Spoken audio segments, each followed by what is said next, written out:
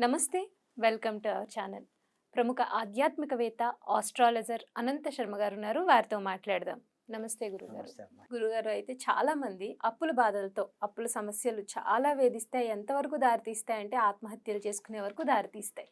అది ఏంటంటే వచ్చే రాబడికి వ్యయం ఎక్కువ ఉంటుంది. ఆ ఖర్చులు ఎక్కువ అయిపోతూ ఉంటాయి. వీళ్ళు బ్యాలెన్స్ చేసుకోలేరు. లేదు, కొన్ని పాపం వాళ్ళు అనుకోకుండానే అర్జెంట్‌గా ఏవో ఖర్చులొస్తాయి. చేయాల్సిన అవసరం వస్తుంది. అప్పులు చేయాల్సిన అవసరం ప్రతి ఒక్కళ్ళకి ఉంటుంది. కానీ కొంతమంది దాన్ని ఎలా బ్యాలెన్స్ చేసుకోవాలి అనే రీతిలో ఆలోచించుకుంటారు. కొంతమంది ఎంత ఆలోచించినా మన చేతుల్లో ఉండదు.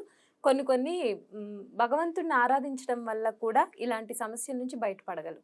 సో, ఇటువంటి అప్పుల సమస్యలతో ఎక్కువ బాధపడి ఇంకా నాకు జీవితమే లేదు, ఆత్మహత్యే శరణ్యం అనుకునే వాళ్ళకి మీరు ఎటువంటి రెమెడీస్ చెప్తారు? అప్పుల బాధల నుంచి బయటికి రావాలి గురి. మీరు అడిగిన ప్రశ్న చాలా చక్కటిది. దేశకాల పరిస్థితిని బట్టి ఎక్కడ చూసినా ఆర్థిక ఇబ్బందులతో, అవును. అతి భయంకరంతో సమస్యలను సమస్య. ఎదుర్కొంటూ ఉండాలా, చావాలా, ఆత్మహత్యలు చేసుకోవాలా, హ్మ్. మనకొచ్చే సంపాదన ఎంత ఖర్చు. 10,000 వస్తే 15,000, 20,000 ఖర్చు చూపిస్తుంది. కుటుంబాన్ని పోషించుకోవడం కష్టం అవుతోంది. అవునండి. ఇది దేనికో దానికి అప్పు చేయక తప్పట్లే. అనస్పట్టుడిగా పాపం అనుకోనిది ఏదో విపత్తు వాళ్ళ అవును. ఇంట్లో పిల్లలకో, హ్మ్. పెద్దవాళ్ళకో ఏదో విధంగా వచ్చి పడుతోంది. హ్మ్. దాన్ని ఏం చేయాలి అంటే, ఈ అప్పుల బాధ నుంచి కంట్రోల్ చేసుకోవడానికి ఏ దేవుడిని ఆరాధిస్తే హ్మ్. దీంట్లోంచి బయటపడతామయ్యా, మన ఇంట్లో లక్ష్మీదేవి కంట్రోల్‌లో ఉండాలంటే ఏ విధంగా వెళ్ళాలయ్యా అనేది చెప్పాలంటే అమ్మా, శాస్త్ర ప్రకారంగా అప్పుల బాధల్లోంచి పోవడానికి సుబ్రహ్మణ్యేశ్వరుడు కారకుడు. ఆ! సుబ్రహ్మణ్యేశ్వర స్వామి. ఓహ్! సుబ్రహ్మణ్యేశ్వరుని ఎంత వేడుకుంటే అంత అప్పుల బాధల్లోంచి, ల్యాండ్ బాధలవ్వచ్చు, హ్మ్. మనకొచ్చే ఆర్థిక ఇబ్బందులవ్వచ్చు, కంట్రోల్ చేసేది హ్మ్. సుబ్రహ్మణ్యేశ్వరుడు. ఇకపోతే ఇంకా, హ్మ్. ఇంకా ఇబ్బందుల్లో ఉన్నాం, హ్మ్. ఇంకా తీరటం లేదు అవును. అన్న దాన్ని కార్తవీర్యార్జునుడిని హుహు. ఎంత చేస్తే కార్తవీర్యార్జున. హ్మ్. కార్తవీర్యార్జునుడిని అంటే పట్టుకోవడం. కార్తవీర్యార్జున స్వామి పోయిన వస్తువులు అది దొరుకుతా ఇది కూడా. దీనికి కూడానా ఇప్పుడు అండి? ఆ! నేను అప్పుల్లో ఉన్నాను. అది కూడా 41 రోజులు దీక్షగా తీసుకొని హ్మ్. చక్కగా ఆ ఇంట్లోనే హ్మ్.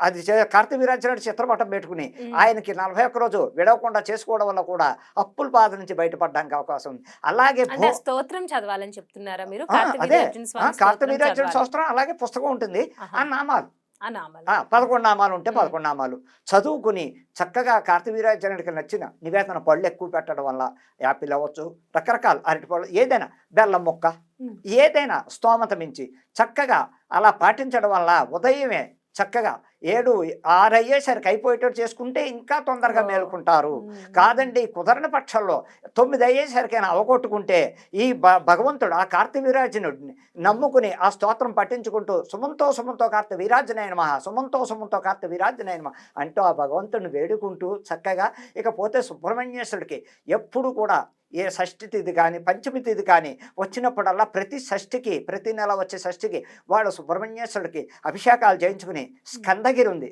హ్మ్. మన హైదరాబాద్ మహానగరంలో, గాంధీ అవును. హాస్పిటల్ దగ్గర, స్కందగిరి. హ్మ్. పద్మారావు నగర్లో స్కందగిరి అనే టెంపుల్ పవిత్రమైన దేవాలయం ఈ తెలంగాణలో, హైదరాబాద్లో ఉన్న వాళ్ళకి. హ్మ్. అలాగే ఎవరెక్కడుంటే అక్కడ, అవును. ఎక్కడుంటే అక్కడ. ఏ హ్మ్. స్టేట్‌లో ఉంటే ఆడ ఉంటాయి కదండీ. కుక్క సుబ్రహ్మణ్యేశ్వరుడు హ్మ్. ఉంటాడు బెంగుళూరులో. హ్మ్. అలాగే ఎవరికి వాళ్ళకి ఏ ప్రదేశం వాళ్ళు ఆ ప్రదేశంలో సుబ్రహ్మణ్యేశ్వరుడు ప్రతి నెల షష్ఠి తిథి, పంచమి తిథి నాడు, సుబ్రహ్మణ్య షష్ఠి నాడు ఇలా ఎన్నో రకాలుగా ఆ సుబ్రహ్మణ్యేశ్వరుడు సర్పాలకు పాలు పోయించుకుంటూ చక్కగా అభిషేకాలు చేయించుకుంటూ ఉంటే రుణ బాధలు తగ్గడానికి ఆస్కారం ఆయనొక్కడే. హ్మ్. ఇకపోతే లాస్ట్ రెమెడీ ఏమిటయ్యా అంటే, ఈ అప్పుల బాధల్లో ఇరుక్కుపోయిన వాళ్ళు ఈవేళ రేపు తొందరపాటు ఎక్కువ చేస్తున్నారు. అయ్యో, అంటే ఎలా? ముందుగా అడుగు వెయ్యాలి, ఎందుకు అధైర్యపడాలి, భగవంతుడు ఉన్నాడు. ఆ! మనం ఇలా పిల్లల్ని ఆ! నడి ఆ! రోడ్డున పడేసి కరెక్ట్. వాళ్ళకి మనం ఆత్మహత్య చేసుకుంటే పిల్లల గతి ఏమిటని ఆలోచించకుండా ఆలోచించట్లేదు. అవును. క్షణకాల ఆవేశంలో పాపం అనాథులను చేస్తున్నారు కన్న పిల్లల్ని. అవును. వాళ్ళు ఎవరితో చెప్పుకోవాలి, ఎవరు అన్నం పెడతారు. హ్మ్. అలాగే అమ్మ, అనేక రకాలుగా ఏ రకంగా చూసినా దేశకాల పరిస్థితి ఒత్తిళ్లతో, హ్మ్. అప్పిచ్చిన వాడు ఒత్తిళ్లతో రాత్రి పౌలు అవును. ఇబ్బందులు పడి అన్నం తినాలా, బతకాలా, అవును. తెల్లారితే వాడు వస్తాడు నా ఇంటికి, అవును. ఏం సమాన్యపం. అది మానసికంగా చాలా వేదన కదండీ మానసికంగా పాపం పాపం వాళ్ళకి. అవును. ఉద్యోగానికి వెళ్ళలేక ఉద్యోగంలో కూడా కూర్చుని స్థిమితం లేకుండా ఇంటికొచ్చి ఆఫీసులో మాటలు పడుతూ అయోమయంలో ఉన్నప్పుడు అలా బాధలు పడుతూ ఇంటికి రాగానే అప్పులోడు ఫోన్ చేయడం, లేకపోతే ఇంటి దగ్గర కూర్చోవడమా, ఈ బాధలతో తల్లి అంటే వాళ్ళే కావాలని హ్మ్. దుర్మార్గాన్ని చేసిన అప్పులు కాదు. కొంతమంది విలాసాలకు అప్పులు చేసిన వాళ్ళు అదేలెండి. అన్ని ఉన్నారు. రకాలు ఉంటాయి. హ్మ్. జోదాలు ఆడడానికో లేకపోతే హ్మ్. రకరకాలుగా చేసి వాళ్ళు విలాసాలకు అప్పులు అవును పాపం. తెచ్చుకుంటారు. అలా కూడా వాళ్ళు ఉంటారు. కూడా అందులో ఇప్పుడు పిల్లలు, సాఫ్ట్వేర్ పిల్లలు హ్మ్. బాగా ఈ ఆన్‌లైన్ ఆటలు మొదలుపెట్టారు. హ్మ్. ప్రతీదీ పత్తాలాడడం గానీ, క్రికెట్ బెట్టింగులు గానీ, దాంతో లక్షలు పోగొట్టుకుని, ఆఖరికి ఆ పిల్లలు కూడా లక్ష సంపాదించి పిల్లలు కూడా ఆత్మహత్యలు అయ్యో! చేసుకుంటున్నారు. హ్మ్. అది వద్దు. చక్కగా దైవారాధన ఆ వచ్చిన డబ్బులు ఇంటికి తెచ్చుకోండి. పెళ్ళం పిల్లలకో తల్లిదండ్రులకో చక్కగా వాడుకుని మిగిలిన బ్యాలెన్స్ ఉంటే అకౌంట్లో వేసుకుని అవసరానికి ఏ ఇబ్బంది అయినా వస్తే వాడుకోండి. తగులడిపోకండి. యూత్ అందరికీ మరీ చెప్తున్నానని ఈ అప్పుల బాధ నివారణకి ఈ 2 రెమెడీలు చేసుకుంటూ చక్కగా ఉంటే అనాథుల్ని, చంటి పిల్లల్ని, చిన్నపిల్లల్ని అనాథులను చేయకండి. వాళ్ళతో పాటు కన్న పిల్లల్ని రోడ్డున పెట్టి అనేక ఇబ్బందులు పెడుతున్నారు. ఆ ఇబ్బందులు రాకుండా పరమేశ్వరుని కోరుకుంటూ ఆ కార్తవీర్యాజునికి మంత్రం చదువుకుంటూ చక్కగా చేసుకుంటే కూడా 41 రోజు దీక్షాపరయంగా తీసుకోండి.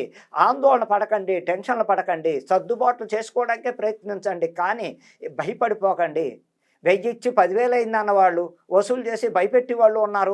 వడ్డీ వ్యాపారస్తులు మరీ దారుణంగా ఉన్నారు. వాళ్ళు ఇవ్వడం ఇస్తారు, ఇచ్చిన దగ్గర నుంచి నీకెంత ఇచ్చానని అబద్ధాలు 10,000కి 20,000 30,000 వసూలు చేసి వీళ్ళ జీవితాలతో బెదిరింపులతో ఆ బెదిరింపులు భరించలేక పాపం అనేక రకాల ఇబ్బందులు పడుతూ వాళ్ళతోటి ఇంకా ఆఖరికి ఇది నిర్ణయం కాదు, ఇంక తెల్లారితే వాడు వస్తాడు, నేనేం పాపం రాత్రి ఊరేసి చచ్చిపోతున్నారు, లేకపోతే విషం దాగి చచ్చిపోతున్నారు. ఇవన్నీ తగ్గించండి. ధైర్యంగా ముందుకు దైవాన్ని నమ్ముకుని ఆ దేవుని ప్రార్థిస్తే తప్పకుండా అప్పుల బాధ నుంచి బయటపడతారని మనసావాచ కర్మణ అందరికీ చెప్తున్నాను. తొందరపాటు వద్దు. క్షణక ఆవేశాన్ని తగ్గించుకోండి. జాగ్రత్తగా ప్రవర్తించండి. అనవసరం అప్పులు చేయకండి. సంసారాన్ని చేయండి, తప్పులేదు. అనవసరంగా లగ్జరీ లైఫ్లకు అప్పులు చేసి జీవితాలు తగలేసుకోకండి. దానివల్ల వచ్చి కలిసి వచ్చేది లేదు, అప్పులే మిగులుతాయి. అది ప్రతి యూత్కి, సాఫ్ట్వేర్ ఇంజనీర్లకి, మామూలు ప్రభుత్వ ఉద్యోగులకి కూడా నేను చెప్పేది ఒకటి, అవసరం ఉంటే తప్పదు. అవసరం లేకుండా అప్పులు చేసి రోడ్డున పడకండి పిల్లలు మీరని మనసావాచ కర్మణ ఆ భగవంతుడి సాక్షిగా నేను ఛాలెంజ్ చేసి చెప్తున్నాను. ఈ ఇద్దరు దేవుళ్ళని పట్టుకోవడం వలన మనస్ఫూర్తిగా తప్పకుండా దేవుడు మీలో ప్రవేశించి అప్పులు కంట్రోల్ చేయగలడు అని భగవంతుడికి అనేక రకాలుగా మీరందరూ దైవాన్ని ప్రార్థించండి. అనవసరంగా ఇది అవ్వకండి. అలాగే ఇప్పుడు జరగబోయే కాలం ఎలా ఉందంటే అమ్మా, చదువుకి ఎడ్యుకేషన్ కోసం పిల్లల కోసం పాపం లోన్ తీసుకుంటారు. వాటి వేరే విధంగా తీసుకోరా. ఆ పాపం పిల్లల ఎడ్యుకేషన్ లోన్ తీసుకుంటారు. ఆ పిల్లలు చెట్ట చెమ్మాయి కింద కూడా తయారవుతున్నారు. అమ్మా నాన్న ఇంత కష్టపడి మన కోసం లోన్ అప్పు వచ్చేసి మన కంట్రీ పంపించారు. వేరే కంట్రీ చదువుకోవడం పిల్లల కోసం చేస్తారు. ఆ అప్పులు వీళ్ళు అక్కడ చదువుకున్న ఉద్యోగం రాకపోతే పలానా టైంకి ఇవ్వకపోతే కూడా పాప అప్పులాళ్ళు ఒత్తిడి. ఏమండి మీకు ఇచ్చిన గడువు అయిపోయింది, అలాగండి. అక్కడ కూడా అరాచకాలు జరుగుతున్నాయి. మా అప్పిచ్చి వాళ్ళు మామూలుగా మాట్లాడట్లేదు, పరమ చండాలంగా ప్రవర్తిస్తున్నారు. ఇళ్ళకి వచ్చి నీ పెళ్ళాన్ని తీసుకెడతాం, నువ్వు అప్పు కడతావా, నేను ఇలాగే మాట్లాడతావా, దమ్ముంటే ఎవడొస్తాడో నేను చూస్తానని మాట్లాడతాను నేను. నీ భార్యను తీసుకెడతా, నువ్వు అప్పు ఇచ్చాక తీసుకెళ్ళు, ఏం మాట్లాడుతున్నావు అని బెదిరింపులు. రాత్రిళ్ళు వెళ్ళడం, ఇళ్ళకి వెళ్ళడం, అంత దారుణంగా వ్యాపారస్తులు ఎదురెళ్ళి అప్పిచ్చి మీకు మేము ఉన్నామని ముందు ధైర్యంగా చెప్పి అప్పిచ్చిన దగ్గర నుంచి వాళ్ళ నష్టకష్టాలు పెట్టి 1,00,000కి 2 లక్షలు వాళ్ళు తీసుకుంటూ వీళ్ళ దగ్గర లోన్లు కట్టినా కట్టలేదని బెదిరిస్తూ ఉన్న వాళ్ళు అనేక రకాల మంది ఉన్నారు. దాని జోలికి వెళ్ళేటప్పుడు ముందుగా గవర్నమెంట్ లోన్ తీసుకోండి, ప్రైవేట్ వాళ్ళ దగ్గర లోన్ తీసుకోకండి.